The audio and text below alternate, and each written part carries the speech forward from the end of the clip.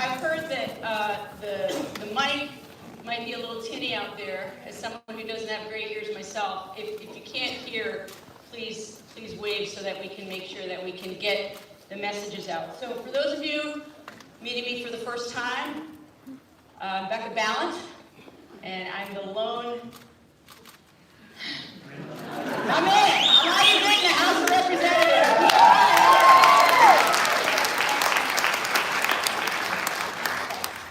And I'm going to introduce, before I get into my remarks, I'm going to introduce some of my staff. I have a terrific staff, and I couldn't do the work that I do without them, and so many of them came down with me to Windham County tonight to help run this as smoothly as we can. Who am I introducing right now? Okay, come on out. All right, so David Scher, who is my director, and Carolyn Wesley, Windham County now, We are so excited to be here tonight. We will turn it right back over to the start of the show in just a minute, but I had a couple items of housekeeping for you. One is that, as you saw, the concession stand is open. We realize it's dinner time. If you're hungry, feel free to get some food. The bathrooms are also in the back. We're also very pleased to be joined by several local state representatives and state senators. If you can raise your hand so that folks know that you're here. Thank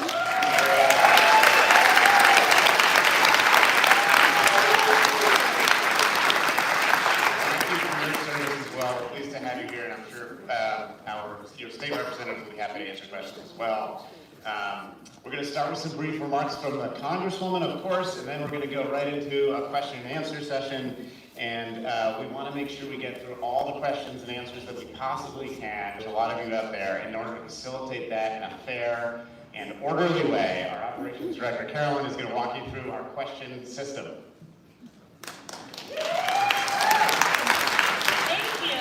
I know you already heard from me, there are a few people standing in the back, and I'm going to assume that's right where you want to be, but there are still some empty seats here in the front row. There's whole sections over here.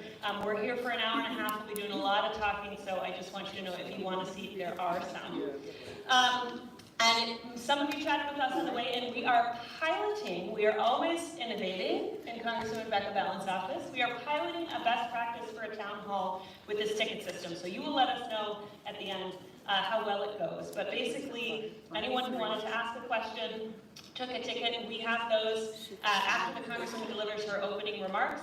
We'll bring those up. We'll do a little Vanna White pulling of a couple names, and we will invite those people down to either of the reserved seats in the front row on either side, so you can sit and wait for your chance to ask your question. So we'll leave the number. If your number is called, you can come and take a seat and wait for a chance to ask your question. If your number is called and you no longer have a question or someone's already answered it, just don't come and we will call another one. And then, of course, our office is always available to you via our website and our phone number. And so if you don't have a chance to ask a question tonight, you can do it that way. You can talk to a number of staff. So thank you for trying this out with us in our brave little state.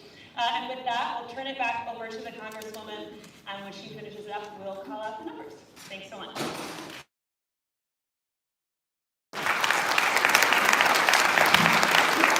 And they're doing that because the previous town halls that I did, some folks were frustrated because they felt like we didn't have a good variety of people around the hall. We ran out of time. I went on too long. So we're trying to get better. So thanks for bearing with us. So look, you know it's bad. That's why you're here. That's why you're here. Not going to sugarcoat it. It is bad. It's really, really bad. And as ugly as it is for all of you watching on the outside, it's even worse on the inside. I don't say this to increase everyone's anxiety and fear, because I know it's sky high right now. I hear that from across Vermont, and really when I'm traveling across the country. But I want to be completely honest with you, that it's going to take all of us in this moment to pull us back from the edge. It's going to take every single one of us. There isn't one person or one policy or one event or one rallying cry that's going to do it. It's going to take all of us. And that's why it's so important for me to start off by saying it isn't just that every day there's bad news, it's every hour. And I know people are feeling overwhelmed, and what happens when we become overwhelmed is we become paralyzed. And that is what autocrats want. They want us to become paralyzed. They want us to check out. They want us to feel like it's hopeless. It's not hopeless. It's bad. The situation right now is bad, but it is not hopeless. And I want you to know that there are so many people in Congress working so hard right now, and you will never know their names, in committee, day after day, going toe-to-toe with people who are trying to dismantle government. So you're not alone. That's the other reason I wanted to be here, to say, I am one person, but I have hundreds of people behind me. If you could see my colleagues on the Democratic side standing with me tonight. There are so many of us, but it's going to take all of you as well to continue to do this work. Now, a lot of people have asked, and I'll just say it at the top, why aren't Republicans speaking up? I have several answers, because there isn't just one answer. It's a couple different buckets of people. And I came from the state legislature. We are used to working in a bipartisan manner. I was the first woman to lead the Senate in Vermont. We had bills that we got through the chamber that were bills that were supported by Democrats and Republicans. That is how I was trained, is to always try to find common ground. But what has happened right now is the Republican Party has decided they do not want to use their power in Congress. They don't want to use the power that's been given explicitly to Congress, the powers of the purse, powers to be able to determine what is happening with our trade policy and tariffs. And instead, they've decided that their job is to rubber stamp whatever it is that has said, whether it's legal or not. For some, they're afraid about their next election. For some, they're literally afraid that people will show up at their house. Because Donald Trump let out the January 6th insurrectionists, and the very next day, many of them came back into Congress and were sitting in the balcony watching us as a warning. So my colleagues, some of them, will say to you, I don't want my family to be in danger. I don't want my wife or my kids to be in danger. So I'm not going to speak up. So what we can continue to tell them is you have to jump together. You can't let them divide you and pick you off one by one.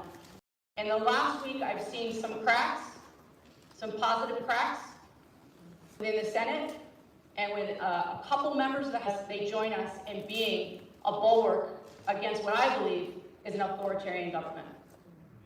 It only takes 4 House Republicans, 4, to stop so much of this.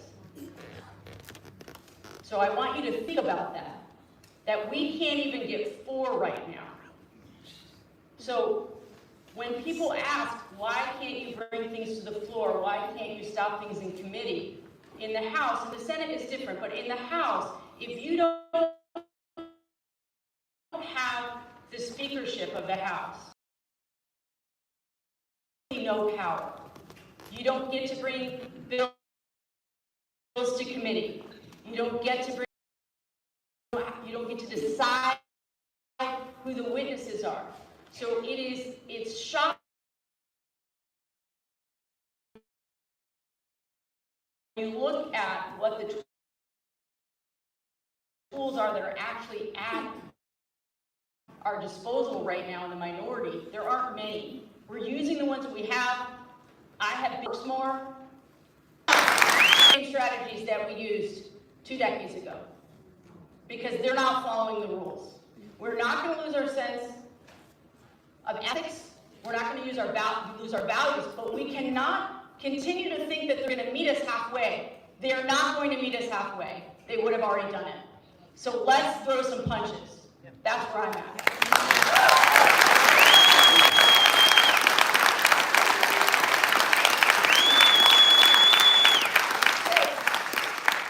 I just want to say it is the honor of my life to have this job, and I know people kind of can't believe I want to have this job right now.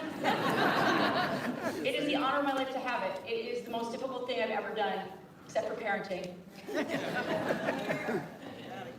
But I'm honored every day when I get to walk into committee or walk up the steps of the Capitol and think about all of you and all of the students that I had for years. I was a classroom teacher before this, and I think about those students. So I'm here tonight in the service of all of you, and with that, I'd love to just go right to questions. So Carolyn, take it away.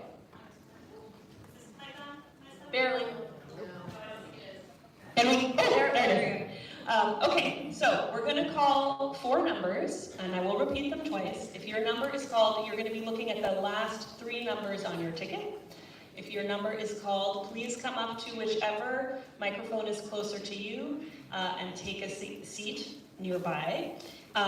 When it's your turn to ask a question, please keep it concise, and please do ask a question. And try to keep it to around 1 minute, and we might give you a little prompt if you are running long. And then when you've asked your question, you can take your seat again to listen to the Congresswoman's response, and before the last person goes, we'll call the next couple of numbers. Again, we're just trying this out, so thank you for your patience. And this is, Carolyn, if I could, before you pick the numbers, so David's here, I see Aileen is here, you're here. Who are the other staffers who are with us today? Can you raise your hand? Owen's in the back. Owen's in the back. Lauren's in the front, Jessica's up there on stage. Okay, great. We're all there to help. Okay, so this is the bin of government transparency. It's clear. You can see your tickets are there. I don't know whose number is being called. Okay, so the first number, again, the last 3 digits is 270. If you have number 270, the lighting's not great in here, but please make your way down to the mic. And you're passing? Is that a pass? Okay, great. The next number is 282. If you have number 282, please make your way down. Thank you. And if you have mobility issues, we can take your question. Yes, we will. The next number is 078. Aileen, who's on my staff, is here tonight. She's the best in the business, and we want to help. Hi, my name is Laura, and I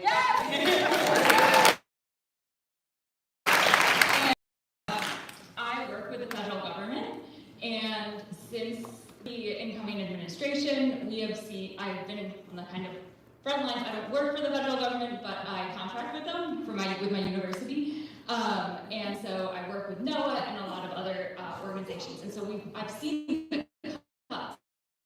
And listen, I don't support cutting science, but if you do it in a legal way, I don't support it, but can't protest. But this is blatantly illegal. You have people who have no idea who those 4 would be. But we're continuing to have those conversations. And again, there was a slight crack this week around tariffs. I saw are just serving all of us, regardless of party. And Kash Patel, are just serving all of us, regardless of party.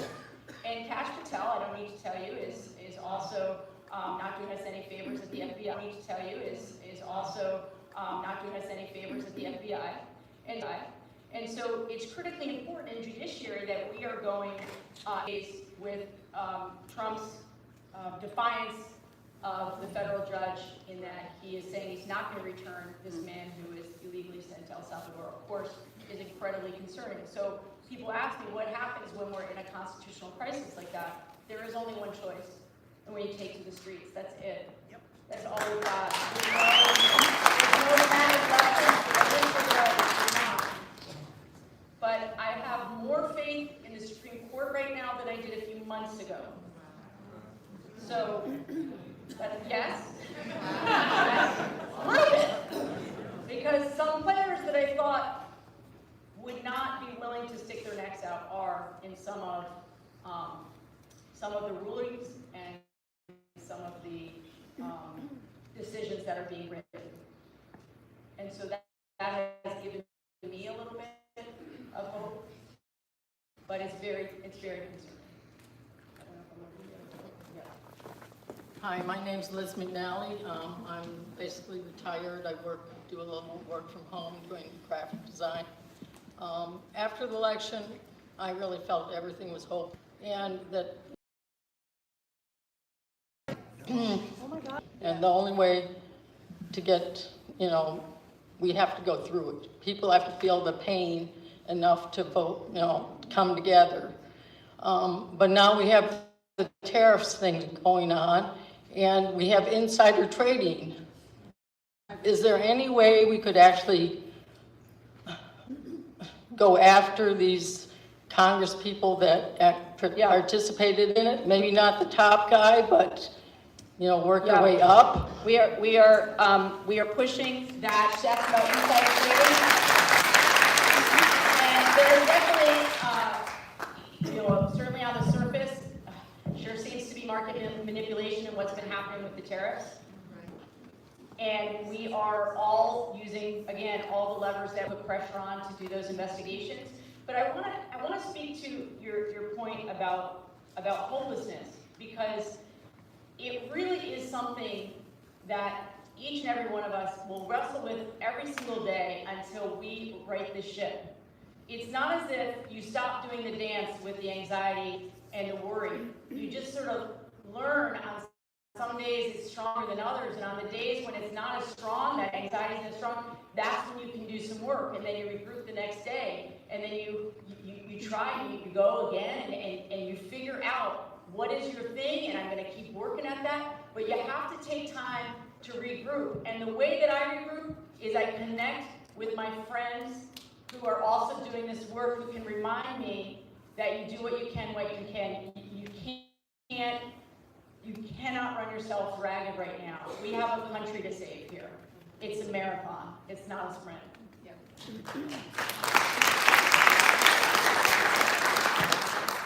Since it is a marathon and we have to sustain ourselves for the long term, I'm the understatement, by the way. I think we need a short-term win. We need to feel like we're going to succeed. What's your nomination for what we collectively could do and win in the short term? Okay, great.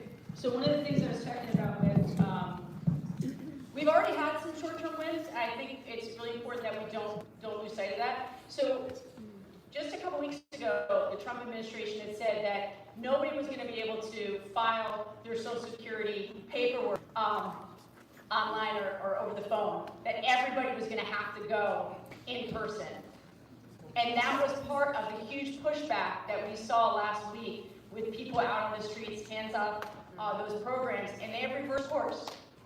That's a win. We have to take those wins.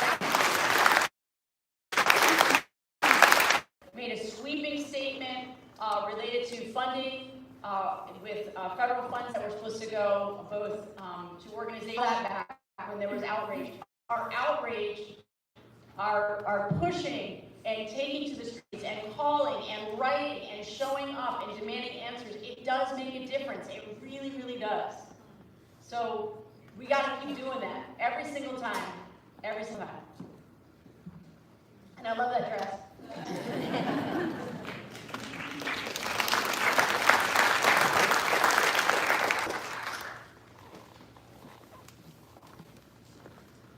Hello.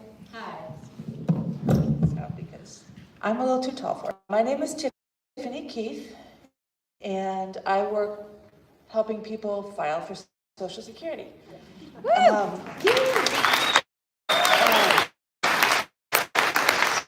that's not what my question is about, though, because I don't know if you, Salvador, you're going to need to build 5 more of these because the homegrowns are next. So Facilities blocked right now for all of those individuals.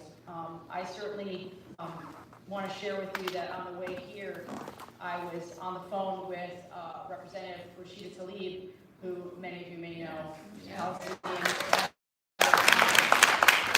And Rashida was calling to make sure that we were aware of what was happening today in Colchester, where a Palestinian student who was called to a citizenship hearing, supposed to be the last step in his quest to get citizenship. And we're not sure if it was a ruse to get in there or whether they knew he would be there and they showed up, but they swooped in. I believe it's an issue of him exercising his First Amendment rights, but a judge has already issued a stay in that, but yeah, we have to show up for these people. We have to show up, and it is absolutely and completely antithetical to who we say we are.